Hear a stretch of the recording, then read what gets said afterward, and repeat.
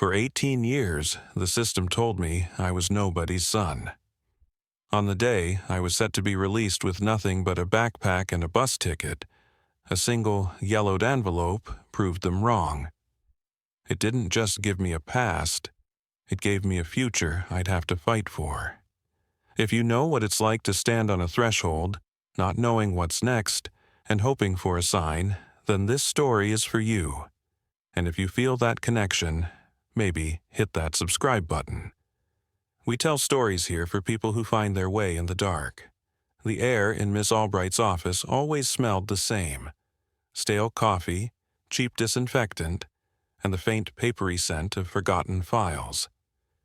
It was the smell of my entire life, condensed into one small beige room.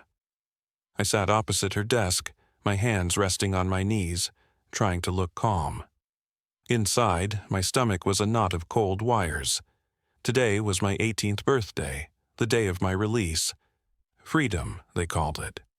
To me, it felt like being pushed off a cliff in the dark. "Well, Leo," she said, her voice attempting a warmth it never quite achieved. She slid a thin manila folder across the desk. It was my life, summarized in a dozen stapled pages: reports, assessments, relocation notices. The official record of an unwanted boy. "This is it. You're officially an adult. The state's responsibility for you has concluded." I nodded, not trusting my voice. For 12 years, since I was 6, I'd been a responsibility. A case number, a line item in a budget. Now, that was over. I had a duffel bag at my feet containing 3 changes of clothes, a worn paperback, and a toothbrush. The state had provided a one-way bus ticket to the city and a check for $200, meant to last until I found a job and a place to live. It was a joke, and we both knew it. "There are resources," she continued, reciting a speech I'm sure she'd given 100 times. "Shelters, job placement programs. The numbers are all in this packet." She pushed a pristine white envelope toward me, a stark contrast to my worn file. It was full of pamphlets for a life I couldn't imagine living. I took it. My fingers brushed against hers and she flinched just slightly. It was a familiar reaction. In the system, you learn that touch is transactional, not comforting. I was a file to be closed, a box to be checked. "Thank you, Miss Albright," I managed to say. The words felt like stones in my mouth. She gave a tight, professional smile. "Good luck, Leo." She stood up, a clear dismissal. Our time was up. I slung the duffel bag over my shoulder and turned to leave. My hand was on the doorknob when she spoke again, her voice different this time, less practiced.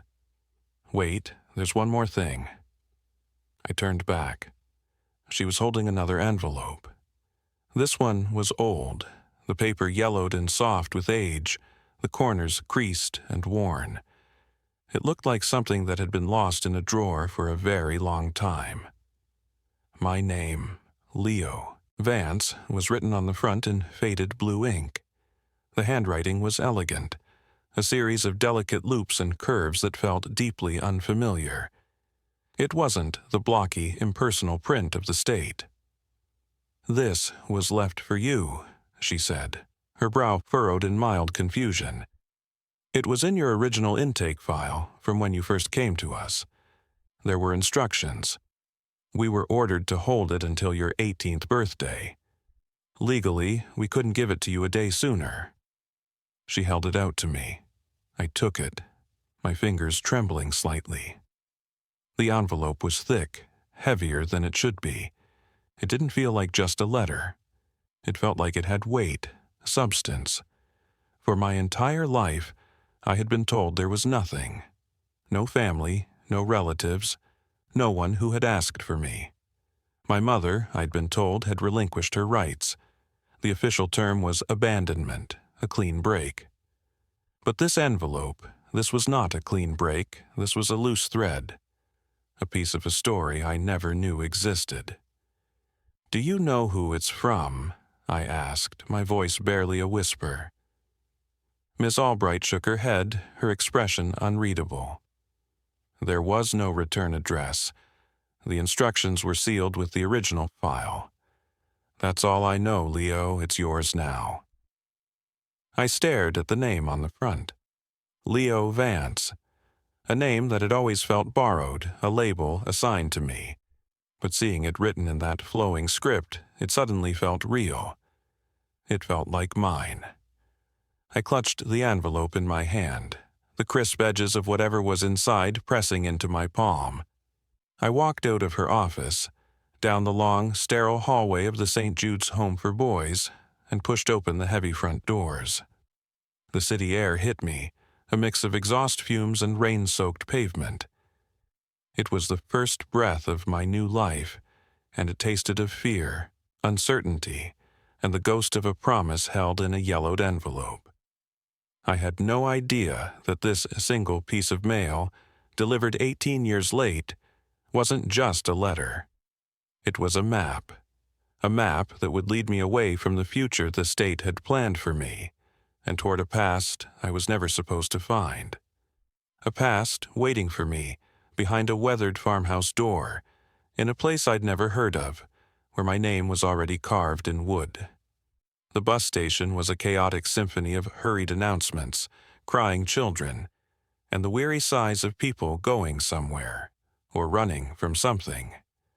I felt invisible, just another face in the river of humanity flowing through the terminal. I found a seat in the back of the bus heading north. The vinyl cracked and cool against my skin.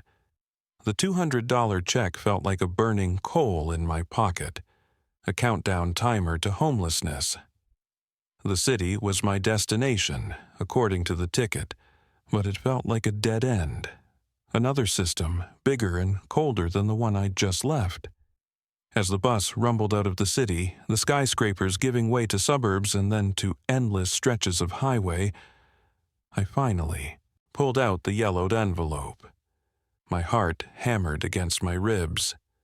For my whole life, the past was a locked door. This felt like a key. My fingers were clumsy as I carefully worked open the sealed flap, trying not to tear the fragile paper. The glue was old and gave way with a soft crackle. Inside, there wasn't a letter, not at first. The first thing I pulled out was a key. It was old, made of heavy dark iron, the kind you see in movies about castles and dungeons.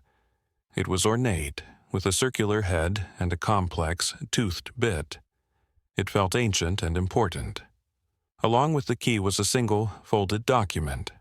The paper was thick and brittle, and when I unfolded it, I saw the formal, printed lines of a legal deed. My eyes scanned the document, my mind struggling to catch up. It was a quitclaim deed, transferring ownership of a property. A property located in a town I'd never heard of, Sparrow Creek. My breath caught in my throat when I saw the names. The grantor, Sarah Vance. The grantee, Leo Vance. Sarah Vance, my mother. It was the first time I'd ever seen her name written down outside of a redacted legal file. It was real. She was real. And she had given me something. Not just given, transferred. Ownership. I ran my finger over my own name, printed neatly on the line. Leo Vance. Owner. I stared out the window, but I didn't see the blur of trees and fields passing by. I saw a name. Sarah. I whispered it to myself. It felt foreign, yet deeply familiar, like a word from a dream you can't quite remember. The file said she'd abandoned me. A clean break, but this wasn't abandonment. This was a plan. A strange, silent plan that had been waiting 18 years to unfold. I looked at my bus ticket. It was for a city 200 miles south. Sparrow Creek, according to the map on my phone, was 100 miles in the opposite direction. A tiny, insignificant dot in the middle of a vast green expanse of rural countryside. The $200 from the state was meant to be a lifeline. It wasn't enough for a deposit on an apartment, barely enough for a week in a cheap motel. It was designed to force you into the shelter system, to keep you dependent. But now I had something else. A deed, a key, a place, a choice. I could follow the path laid out for me, the path to the city, to the shelters, to the life of a former foster kid struggling to stay afloat. Or I could follow this thread, this ghost of a message from a mother I never knew. I could go to Sparrow Creek. It was a wild, reckless idea. The property could be a ruin. The deed could be meaningless. The whole thing could be a cruel joke. But it was the only thing in my entire life that had ever been given to me, truly given, from someone who shared my name. The bus pulled into a rest stop, the hiss of the air brakes jolting me from my thoughts. The driver announced a 15-minute break. I stood up, my legs unsteady. I walked to the front of the bus, the deed and the key clutched in my hand. "Excuse me," I said to the driver, a burly man with a kind, tired face. "I need to change my destination." He looked at me over his glasses. "This bus is going to the city, son, end of the line." "I know," I said, my voice stronger than I expected. "Is there a bus from here that goes north, toward Sparrow Creek?" He grunted, pulling out a tangled schedule book. He flipped through the pages. "Sparrow Creek? Ain't much out there. But yeah, there's a local line that passes through. Leaves in 20 minutes from Bay 4. You'll have to buy a new ticket." I nodded. It would take a quarter of my $200, a quarter of my entire net worth, gambled on a rusty key and a piece of paper. It was the stupidest and the bravest thing I had ever done. "I'll take it," I said. I bought the ticket, my hand steady. As I stood waiting at Bay 4, I looked back at the bus I had just gotten off of, the one heading toward the life everyone expected me to have. For a moment, a wave of panic washed over me. I was alone, heading to a place I didn't know, based on a clue from a ghost. But then I looked down at the key in my palm. It was solid. It was real. Whatever was waiting for me in Sparrow Creek, it was a story that was mine. And for the first time, I felt like I was walking toward something instead of just running away. The new bus arrived, smaller and older than the last one. I got on, took a seat by the window, and watched as we pulled away from the rest stop, turning north into the unknown. The journey to Sparrow Creek felt like traveling back in time. The 4-lane highway gave way to a 2-lane road, and then to a winding country lane flanked by dense forests and rolling fields. The bus was mostly empty, carrying only a few locals who got on and off at unmarked crossroads, disappearing down dirt paths. The air that came through the open window was clean and smelled of pine and damp earth, a stark contrast to the city smog I was used to. I finally arrived in the late afternoon. The bus didn't so much pull into a station as it did slow down in the middle of what appeared to be the town's only street. "Sparrow Creek," the driver called out, and I grabbed my duffel bag, my heart beginning to race again. The town was small, impossibly small. A single main street with a handful of storefronts. A grocery store with a faded sign. A diner with a buzzing neon open light. A hardware store and a post office. A few people milled about, their faces weathered and unfamiliar.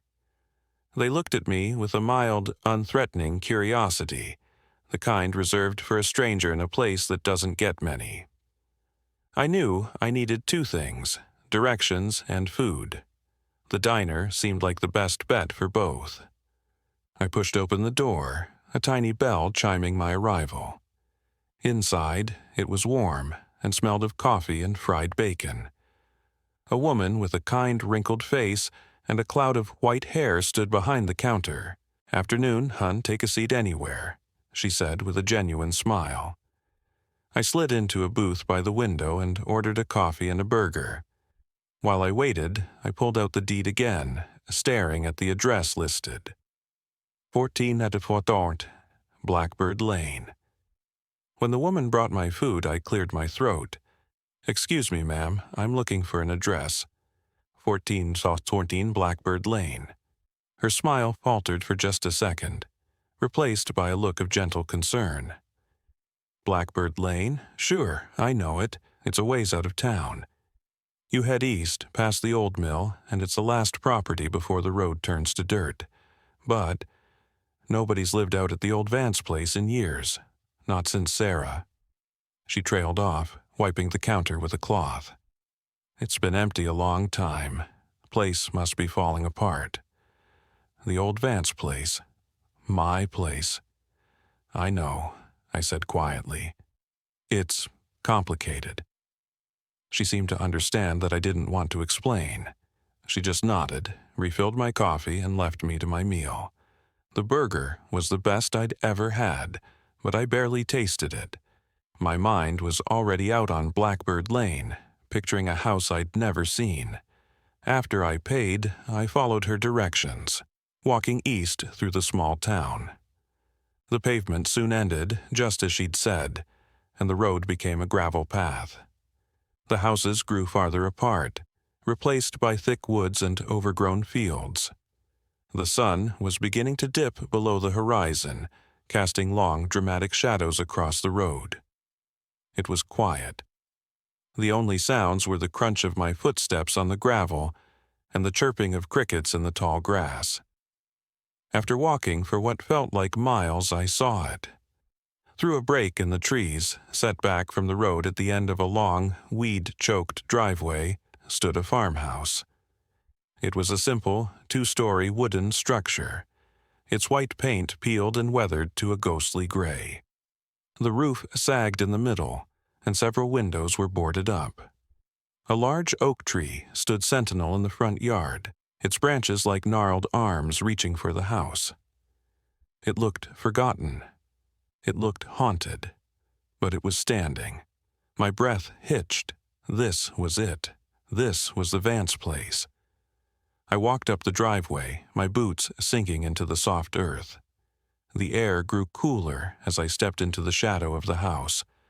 The front porch steps groaned under my weight, and I had to push my way through overgrown vines to reach the front door. It was made of heavy, dark wood, scarred by years of weather, and that's when I saw it.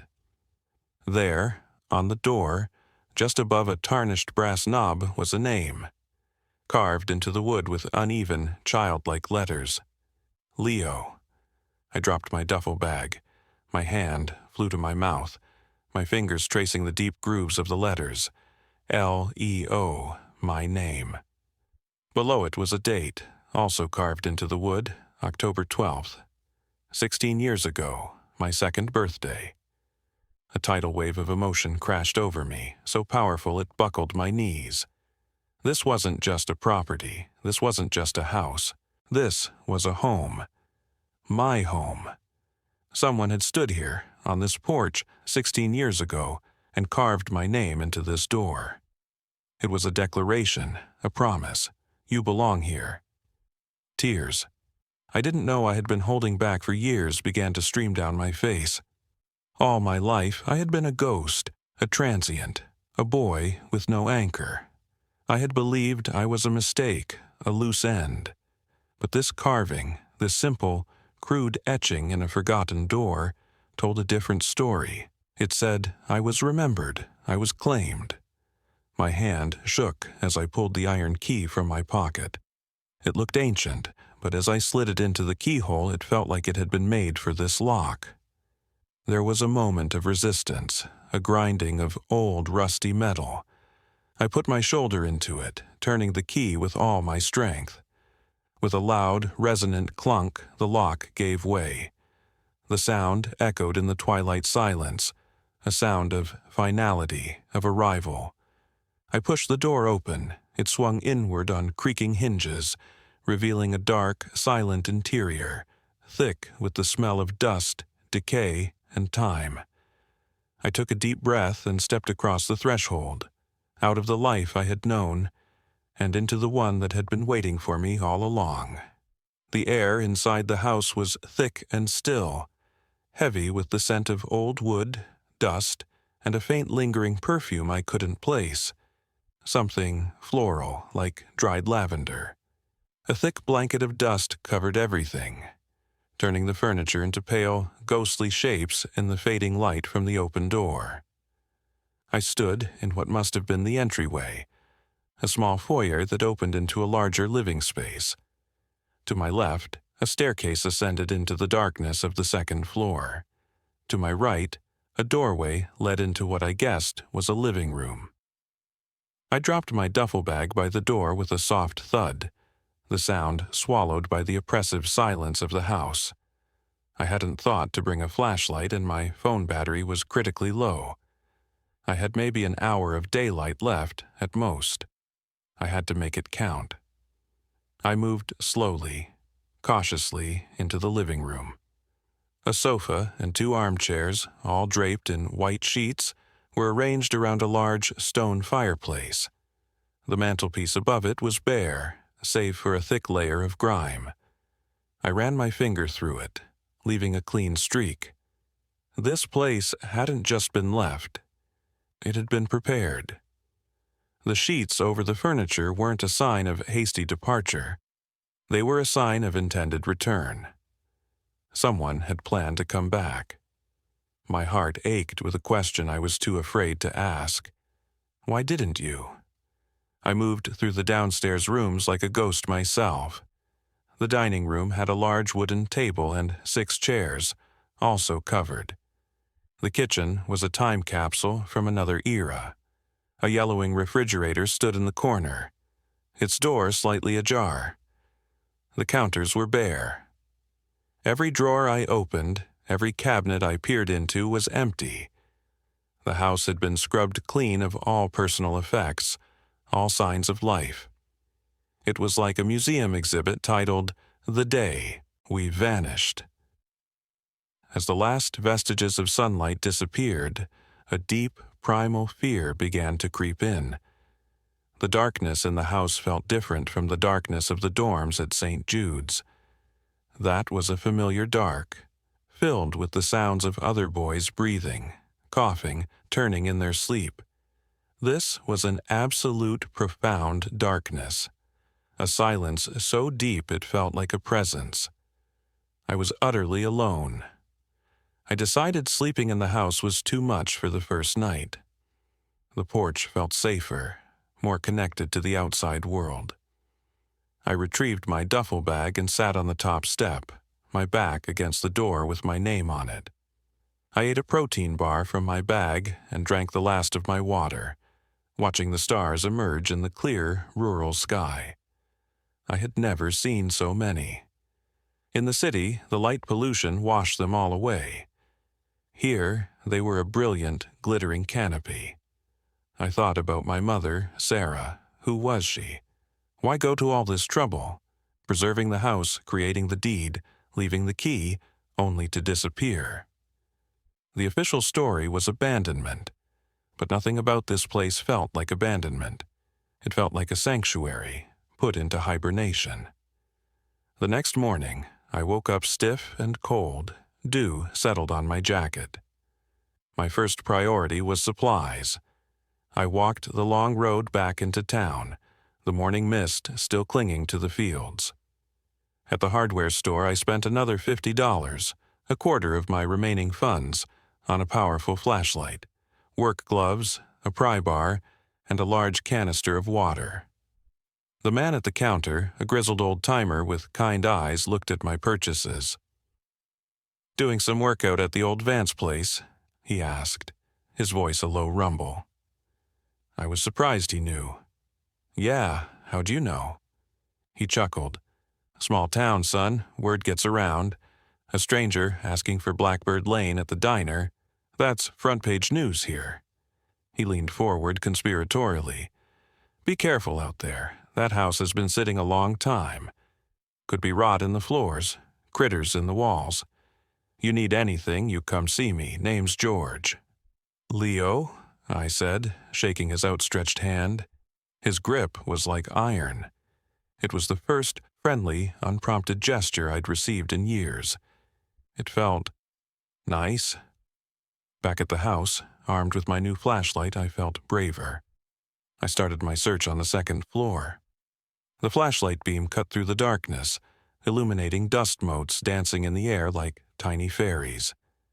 There were 3 rooms upstairs, 2 small bedrooms, both empty, and a larger master bedroom at the end of the hall. This room felt different. It wasn't empty.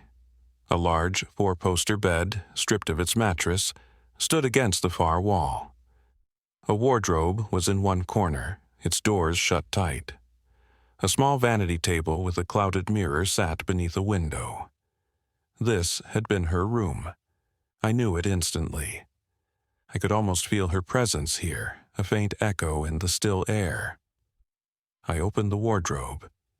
It was empty, except for the faint scent of lavender, stronger here than anywhere else.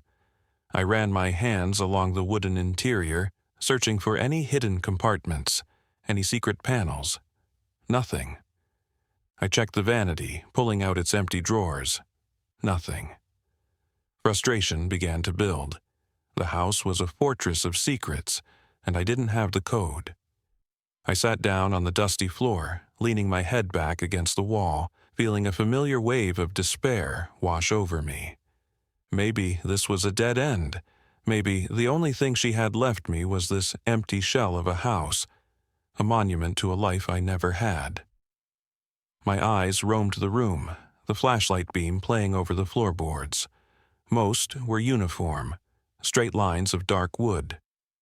But then I saw it. Near the wall, partially hidden by the shadow of the bed frame, one board was slightly shorter than the others. Its edge wasn't perfectly flush. It was almost imperceptible. But in this house, where everything else seemed so deliberately placed, it stood out. My heart started to pound. I crawled over, my flashlight held tight. I examined the board. There was no knob, no handle. I tried to pry it up with my fingers, but it wouldn't budge. I remembered the pry bar I'd bought. I ran downstairs, my footsteps echoing loudly in the silent house, and came back with it. I wedged the tip of the pry bar into the thin crack at the edge of the board. I pushed down. The old wood groaned in protest. I applied more pressure, sweat beading on my forehead. With a sharp crack, the nails gave way, and the board popped up. I dropped the pry bar and peered into the darkness below. My flashlight beam cut through the gloom, and I saw it. Nestled in the dark space between the floorboards and the ceiling of the room below was a small tin box. It was the size of a shoebox with a simple latch on the front. My hands were shaking so badly I could barely lift it out. It was heavy, heavier than it should be. I carried it over to the window, where the morning light was now streaming in, and set it on the floor. I stared at it for a long moment, my breath held tight in my chest. This was it. This was the heart of the house. The reason for the locked door, the empty rooms, the long wait. With a trembling finger, I lifted the rusty latch. It sprang open with a soft click. I took one last deep breath and opened the box. The first thing I saw was money, bundles of it wrapped in faded rubber bands, 20s, 50s, hundreds. It wasn't a king's ransom, but it was more money than I had ever seen in my life. It had to be thousands of dollars. Enough to live on for months, maybe even a year. Enough to start over anywhere. But beneath the money, there was something else. Something far more valuable. It was a stack of letters, tied together with a faded blue silk ribbon. On top of the stack was a single envelope, with one word written on it in that same elegant, looping script I recognized from the envelope Miss Albright had given me. Leo. My hands were trembling as I slipped the ribbon off and picked up the first letter. The paper was soft and thin, almost translucent with age. I unfolded it carefully. my eyes scanning the words that flowed across the page. "My dearest Leo," it began. "If you are reading this, it means you are 18. It means you are a man. And it means our long, silent wait is finally over. I hope, with every fiber of my being, that you are safe. I hope that the world has been at least a little kind to you, my son. I know you must have so many questions, and I know you must hate me. The world will have told you that I abandoned you. It is a simple, cruel word, and it is the story I had to let them believe. But it is not the truth. The truth is, I did not abandon you. I protected you.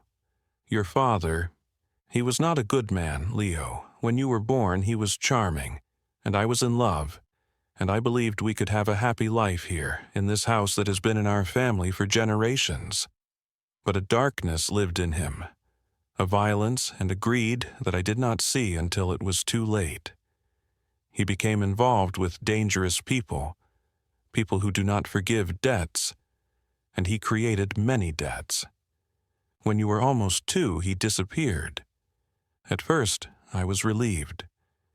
But then his associates came looking for him and for the money he owed them. They were not kind men. They threatened me. They threatened you. They believed I knew where he and his money had gone. I knew then that we could not be safe here, not together.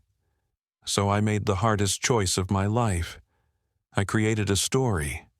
I told the authorities I was unstable, that I couldn't care for you. I relinquished my rights, a legal act that severed my connection to you in the eyes of the law. It broke my heart into a million pieces, Leo, but it was the only way. By putting you into the system, I made you invisible to them. You became a ward of the state, moved from place to place, your location sealed in a confidential file. They could not find you. You were a ghost. You were safe. I left this house, this money, and these letters for you. The deed was legally transferred, to be held in trust until you came of age. This house is yours, free and clear. No one can take it from you. The money is for you to start a new life. And these letters are my attempt to explain, to give you back the story that was stolen from you. Know this, my son, every day for the past 16 years I have thought of you. Every decision I've made has been for you. Leaving you was not an act of abandonment, it was an act of love, the only kind I could give. Your loving mother, Sarah. I finished the letter, and the paper slipped from my fingers. The silence of the room rushed in, but it was different now. It was filled with the voice from the page. My mother's voice. The carefully constructed walls I had built around my heart for 16 years, the defenses against the pain of being unwanted, all of it crumbled to dust in an instant. I lowered my head into my hands and I wept. I cried for the little boy who grew up believing he was thrown away. I cried for the mother who had to perform the most unnatural act imaginable, severing herself from her child in order to save him. I cried for the 16 years we had lost, the stolen birthdays, the scraped knees she never got to kiss, the bedtime stories she never got to read. It was a storm of grief, of rage, of a profound and overwhelming love that had been waiting for me here, all this time, hidden under a floorboard. The story I had told myself my whole life was a lie. I wasn't abandoned. I was protected. I wasn't unwanted. I was loved so fiercely that my mother had sacrificed her own life, her own happiness, to ensure my survival. The weight of that sacrifice, the sheer magnitude of her love, was a heavier burden than the pain of abandonment had ever been. It was a beautiful, terrible, crushing weight. Listen, if you've ever had your entire world, your entire understanding of who you are, flipped upside down by a single piece of paper, a single conversation, a single discovery, then I see you.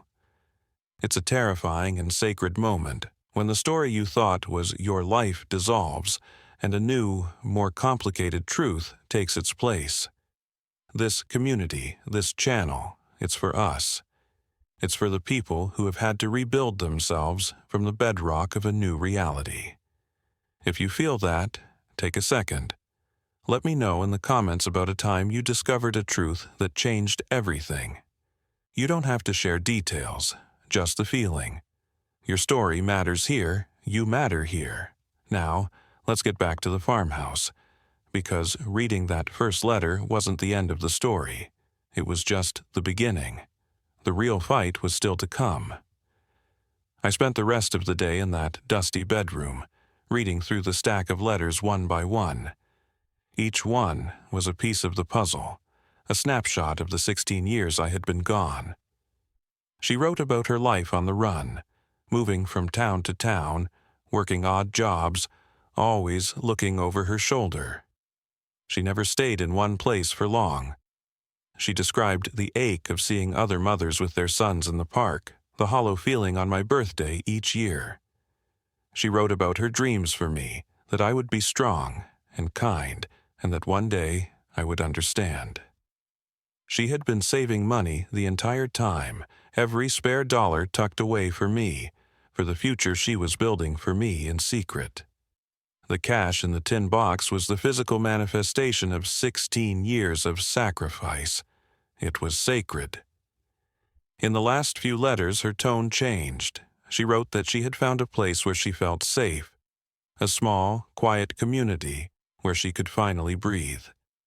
She mentioned she had been seeing a lawyer in Sparrow Creek, a man named Abe Thompson, to make sure all the legal arrangements for the property were ironclad. She wanted to ensure that when I turned 18, the transfer would be seamless, that no one could challenge my ownership. "Mr. Thompson is a good man," she wrote. "He's old and a bit gruff, but his heart is in the right place. He holds the rest of the paperwork for you. When you are ready, go and see him. He will know who you are. Abe Thompson." The name gave me my next step. The sun was setting again, but this time I wasn't afraid of the dark. The house didn't feel haunted anymore. It felt mine. It felt like her. That night, I cleared the dust from the floor in her room and slept there, my head on my duffel bag, the tin box beside me. I slept more soundly than I had in my entire life. The next morning, I walked back into town. I felt like a different person. I was no longer Leo, the foster kid. I was Leo Vance, son of Sarah Vance. I had a history. I had a home.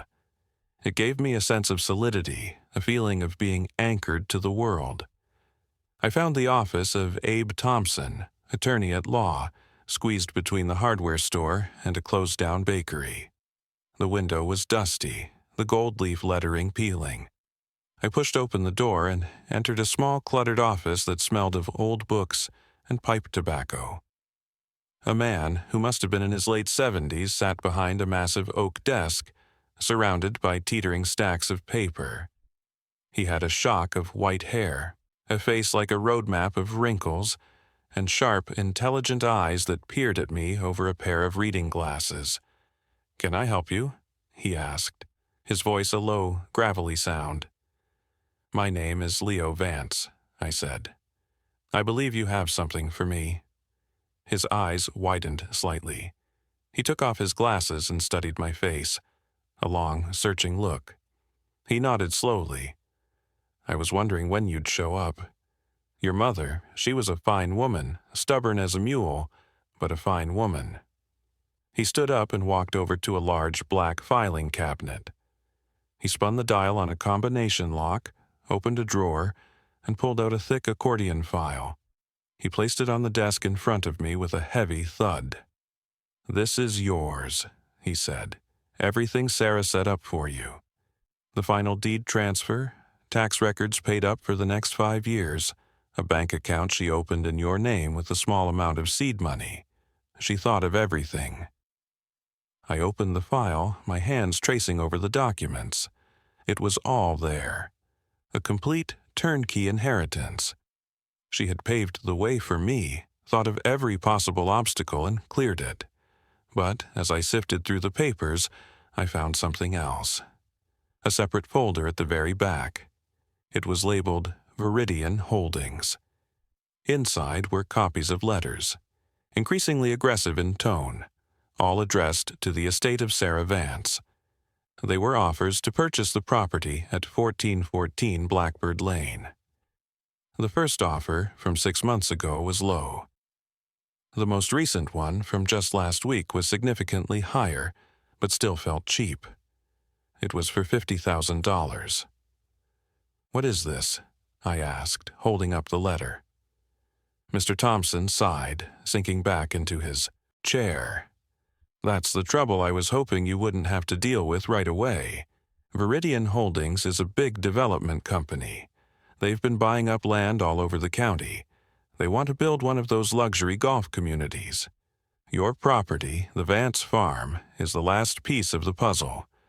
It sits right in the middle of the land they need to connect their two largest parcels. $50,000. To me, it was a fortune. It was more money than the cash in the box. Combined, it was enough to go anywhere, do anything. A completely new start, free and clear of this dusty old town and its ghosts.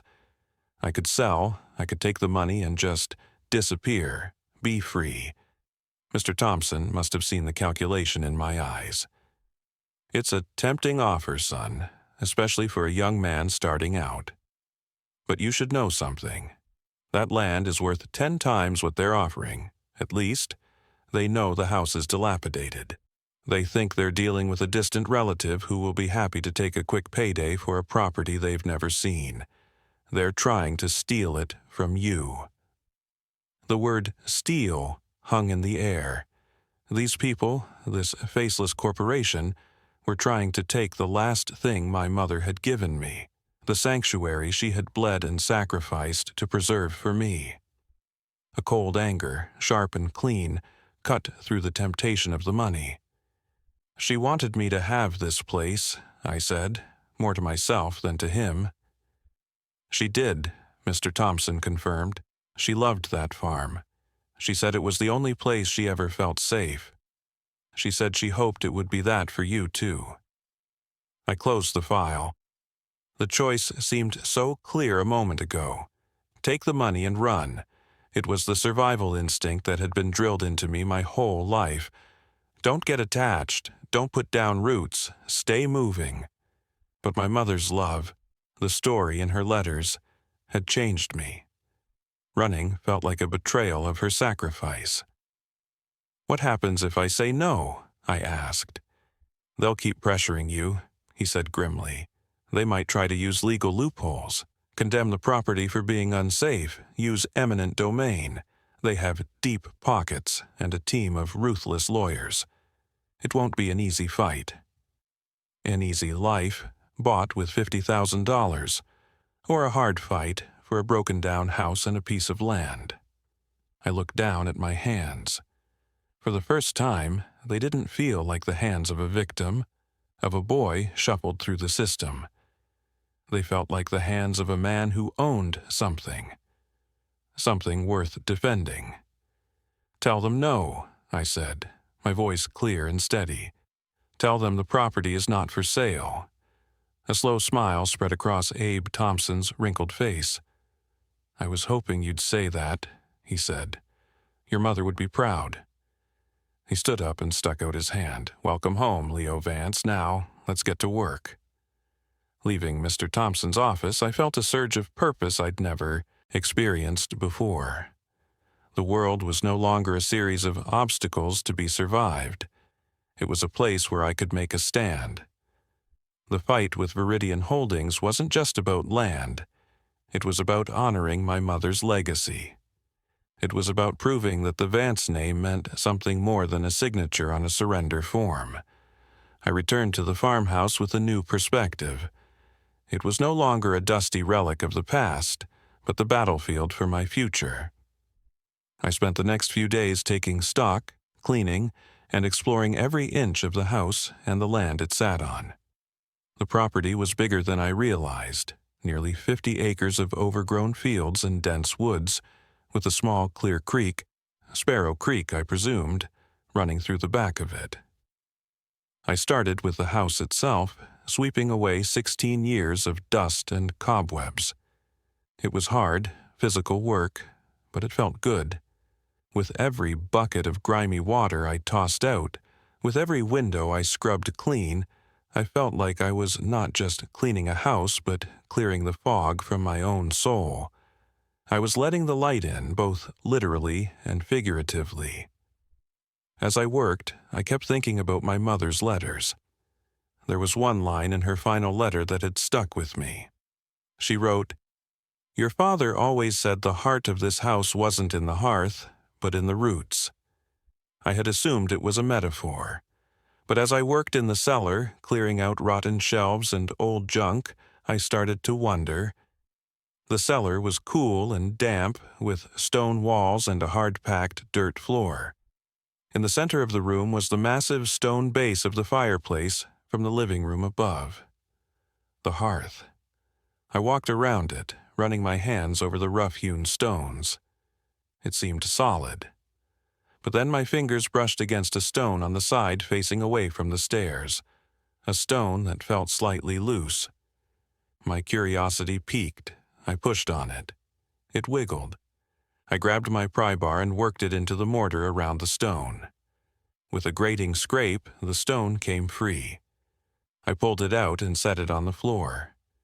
Peering into the dark cavity behind it, I saw another metal box. This one was smaller than the first. A heavy-duty lockbox, not a simple tin. It was locked with a combination dial. My heart sank. A combination. It could be anything. I tried my birthday, nothing. I tried her birthday, guessing from the dates in the letters. Nothing. I felt a surge of frustration. The answer was right here, inches away, but impossibly out of reach. I sat on the cellar floor, staring at the lock, my mind racing. The heart of this house wasn't in the hearth, but in the roots. Roots. What could that mean? I thought about the giant oak tree in the front yard, the one that stood like a guardian over the house. I thought about family roots, the generations of Vances who had lived here. Then another memory from the letters surfaced. In one, she had described carving my name on the door. "I carved your name on your second birthday, October 12th. She wrote 4 letters for the 4 seasons you had been with me. 6 numbers for the day you made my world complete. 4 letters, 6 numbers. My mind leaped. L-E-O. That was only 3 letters. What was the 4th? Vance? V? No, that didn't feel right. 4 letters, 6 numbers.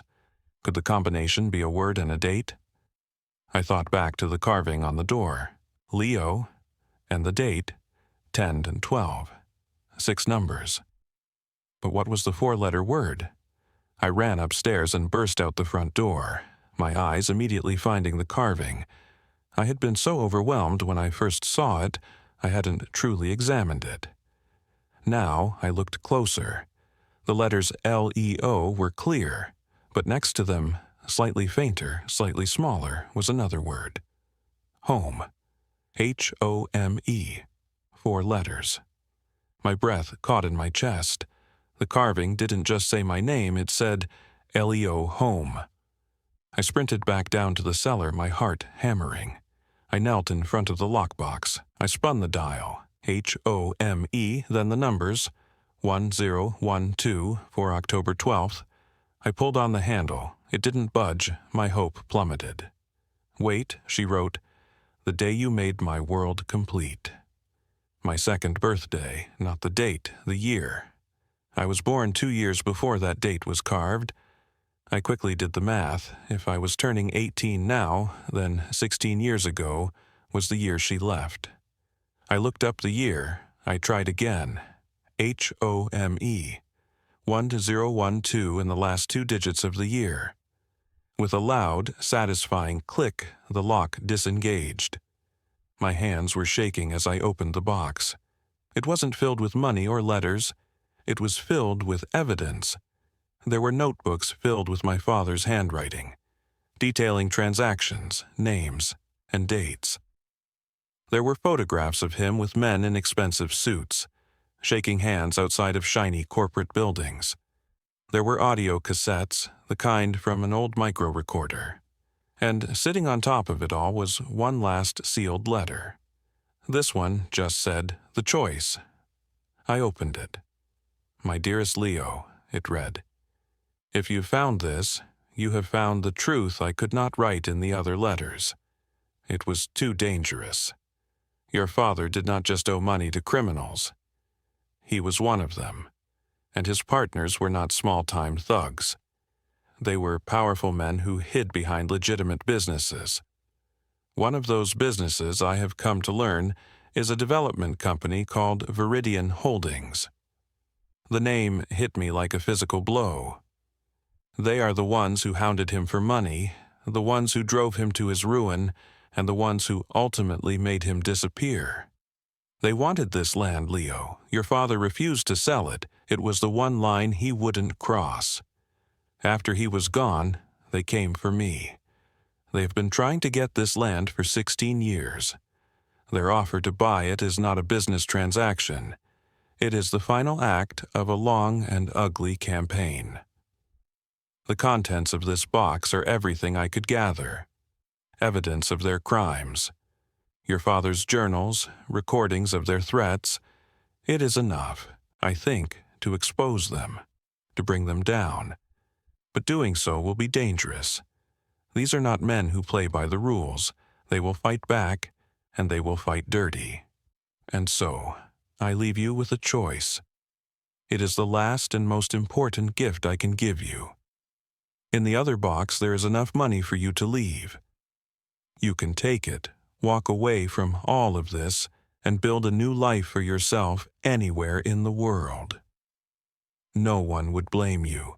You have already been through more than any child should have to endure. You owe this place, and this fight, nothing. Your safety, your happiness is all I have ever wanted. Or, you can stay, you can use what is in this box. You can fight for this home, for our name, for the justice your father never got, and that I could never achieve on my own. It is the harder path, it is the more dangerous path, but it is also the path to reclaiming everything they took from us. The choice is yours, my son, freedom or home, escape or justice. Whatever you decide, know that I love you, and I am proud of the man you have become.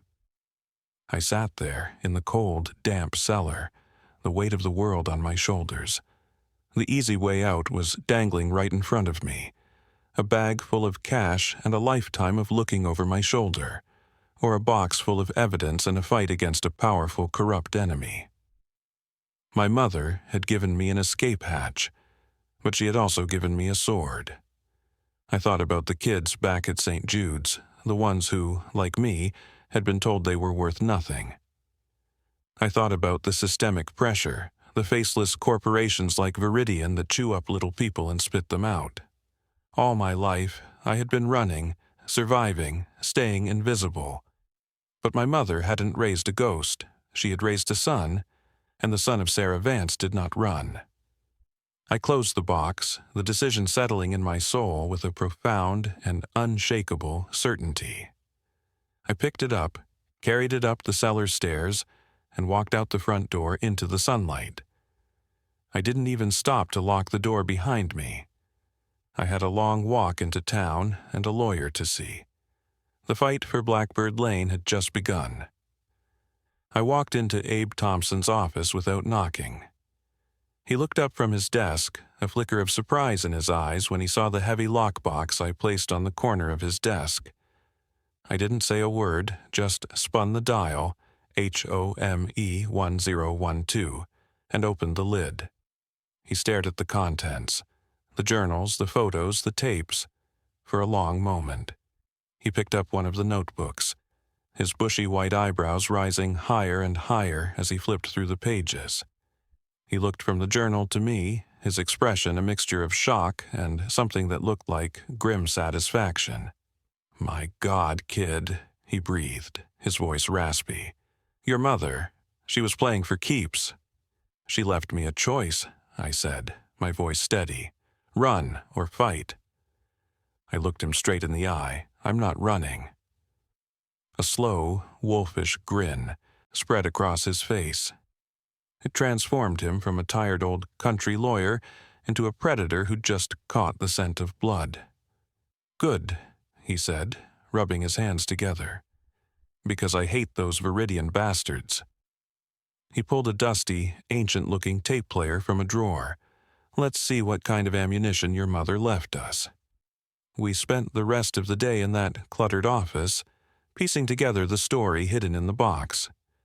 The journals detailed my father's descent into a world of money laundering and intimidation, all orchestrated by a handful of executives at Viridian Holdings. The photos put names to faces.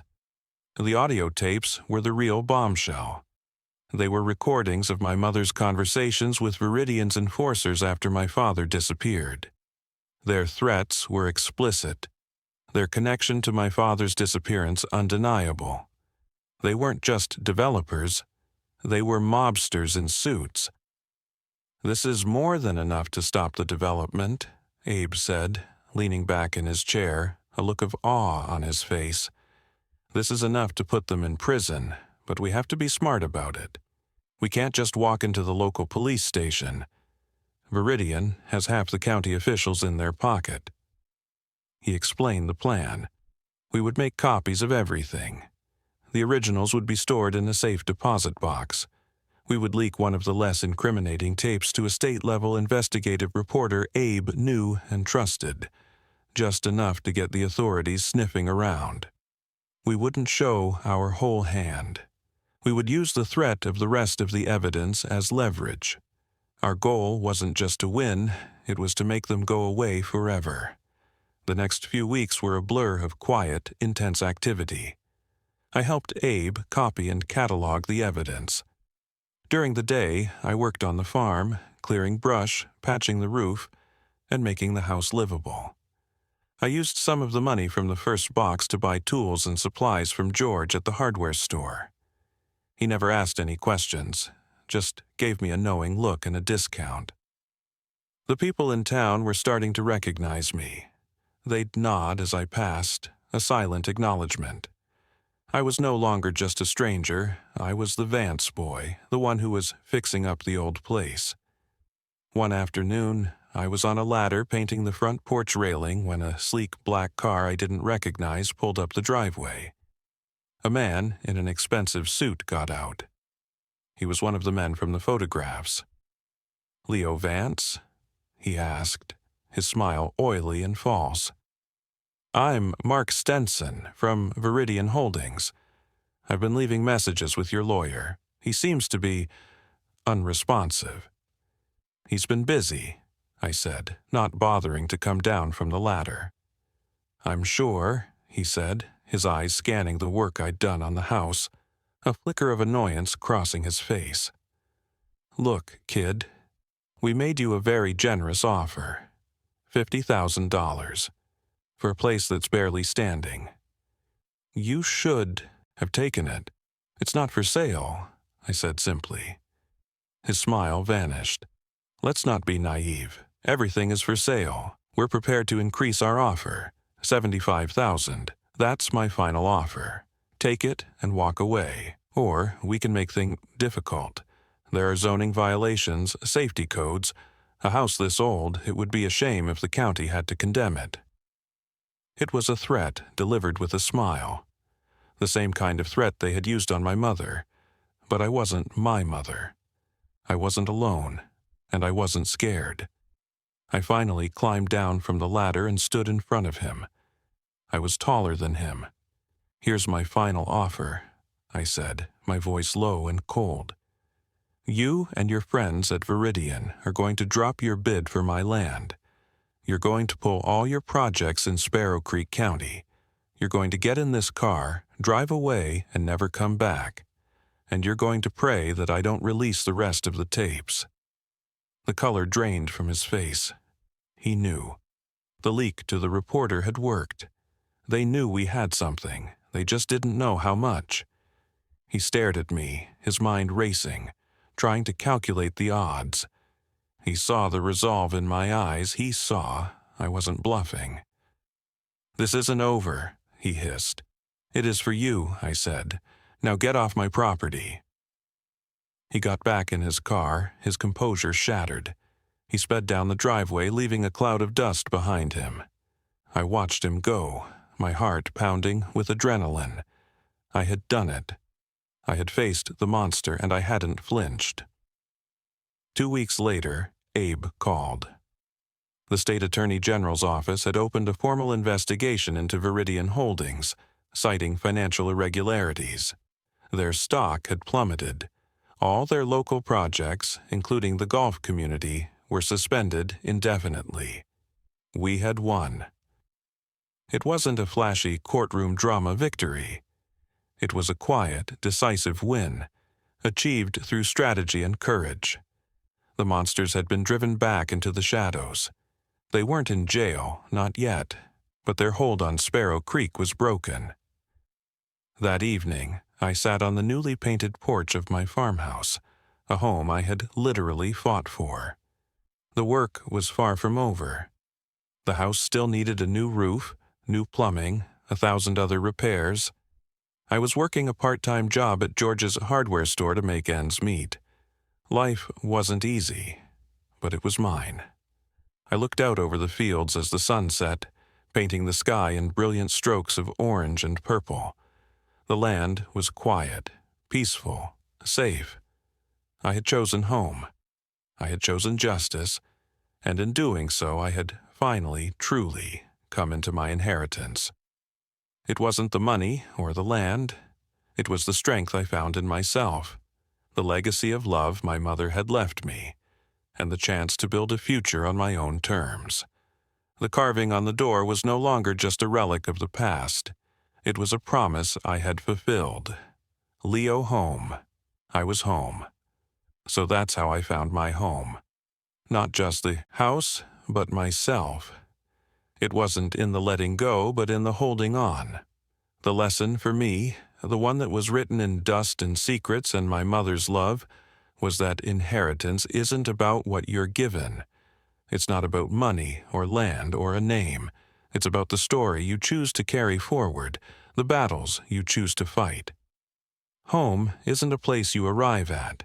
It's a place you build and a place you defend with everything you've got.